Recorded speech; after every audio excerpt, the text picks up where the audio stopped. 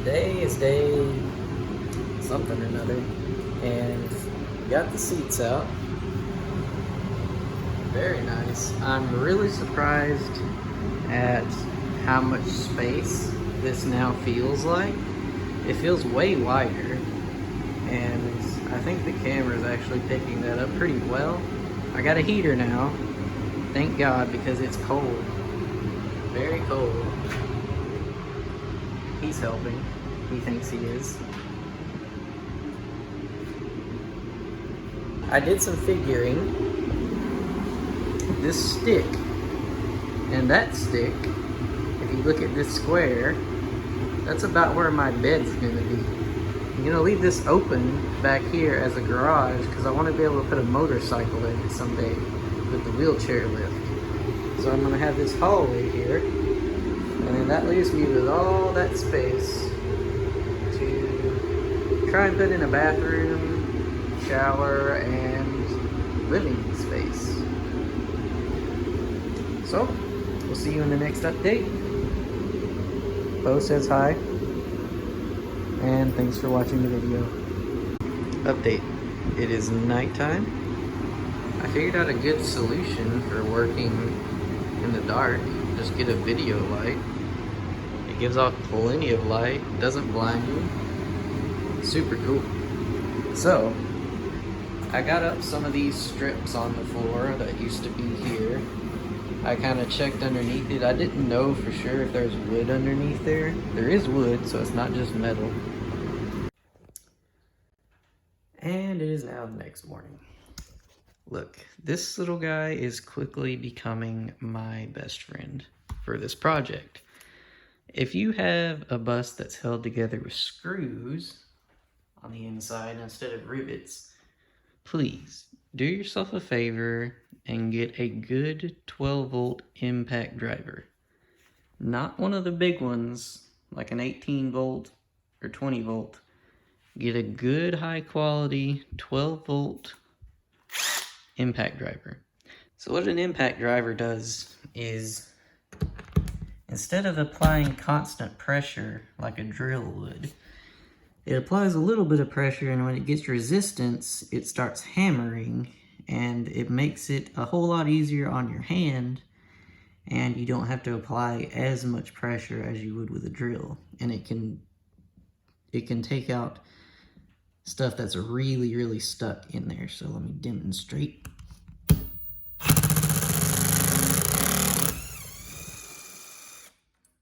Like so.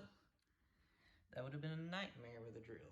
And it's also not so great with the bigger ones because they are so heavy. This thing is really small, and let me demonstrate here. It's really light. This is awful when I'm trying to use it on the ceiling. Get something like this. I can only recommend this one because I don't really have another one. This one's nice. It's the Bosch brushed version, but you know, just get a good one. They're anywhere between $50 and $150. Totally worth it if you're doing a big project. Yeah. You want to know what my dumbass just discovered? See all these screws that they use on here? Well, I thought they were Phillips, right? It looks like a Phillips 2. You put a Phillips in here. It fits. It locks in. It works. So why are they stripping or losing grip so much? Well, turns out they're not Phillips. They're square head, like Craig woodworking screws. Now, if you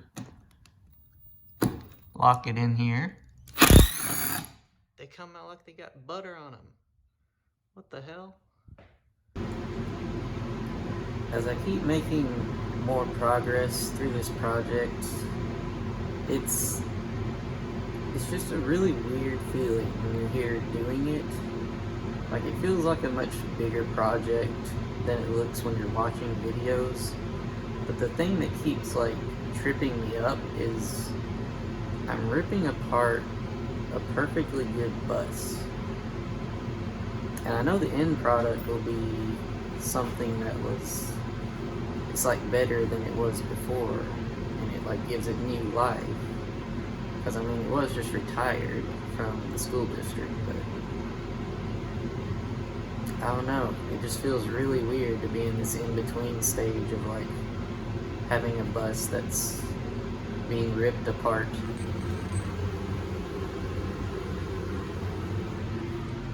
I don't know, strange.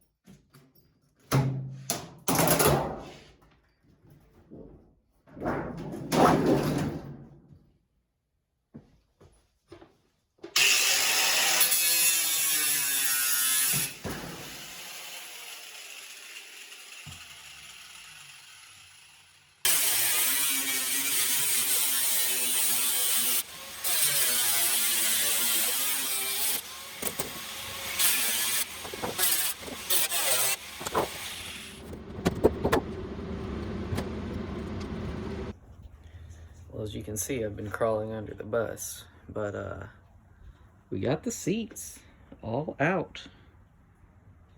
Well, all unbolted. They'll be out soon. And got this partition thing out. And you can really see how much space is available in here.